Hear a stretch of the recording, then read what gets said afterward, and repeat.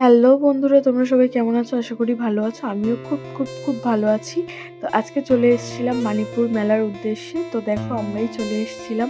তো তোমরা কারা কারা এসছো বা আসোনি অবশ্যই কমেন্ট করে জানিও। আমি তো চলে এসেছি।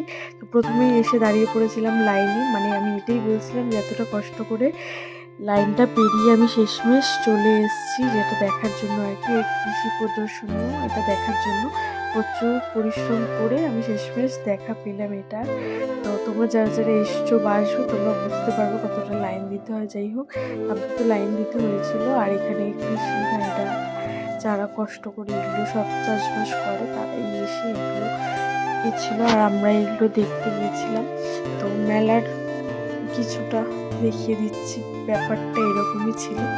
তো ভিড় ছিল হালকা কিছুটা, আর আমি ঘুরে ঘুরে দেখে নিচ্ছিলাম সব পাশটা যতটা পারছিলাম।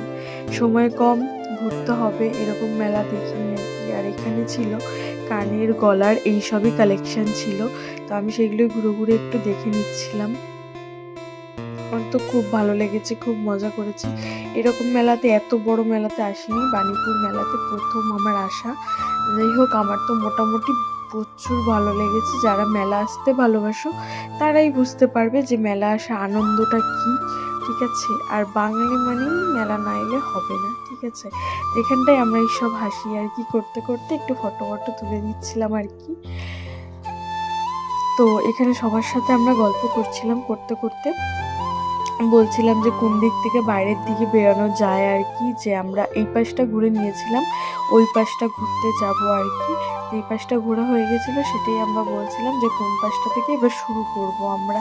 তো এখান থেকে বেরিয়ে গেলাম, বেরিয়ে গিয়ে বাইরে উড়ি কি ভিড় এখানটায়, ক্যামেরাতে কত বোঝা যাচ্ছে জানি না, কিন্তু বাইরে যখন বেরিয়েছি আচ্ছাই বুঝতে পেরেছি যে এতটা ভিড় কি বলবো তোমাদেরকে। যাই হোক, তো এখানটা ছিল একটা মঞ্চ, যেখানে নৃত্য, গান, নাচ এইসব ইত্যাদি, যাই হোক এগুলো যাবতীয় হচ্ছিল। আর এখানটায় বিক্রি হচ্ছিল তোমার কানে বেলুন ইত্যাদি যা বিক্রি হয় আর কি। এখানটা প্রচুর ভিড় ছিল, যেহেতু ওখানে গান নাচ হচ্ছে, এখানে বিক্রি হচ্ছিল, এইসব জিনিস হচ্ছিল।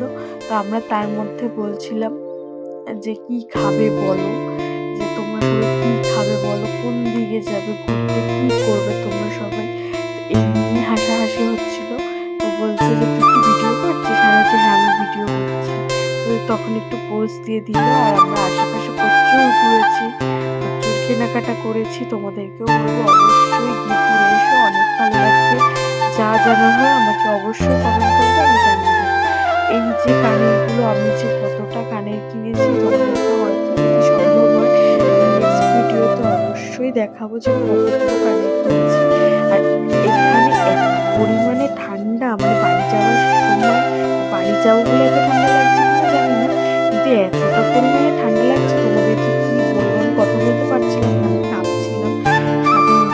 তো মাথায় এইসব মাফলার এগুলো সব বেঁধে, ওড়না বেঁধে তারপর বেরিয়েছি রাস্তায় আর কি, বাড়ি যাওয়ার পালা।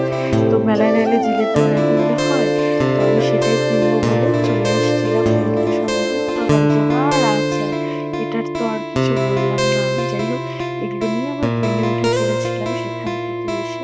তো পরপর করে আমাকে দেখাচ্ছিল, পরপর একের পর এক, যে আমি এটা কিনেছি ওইটা কিনেছি। আমি বলছি থাক, আমারটা ব্যাগে আছে, আর যদি কম পড়ে যায় আমি আবার এই মেলাতে এসে কিনে নেব, সমস্যা নেই, বা অন্য কোথাও গেলে আমাকে নিতে হবে। তাই বলতে বলতে বাড়ি চলে এসেছিলাম। তো বাড়ি আসার পর অবস্থাটা এমন। তোমাদের ভিডিওটা কেমন লেগেছে অবশ্যই কমেন্ট করে জানিও। টাটা।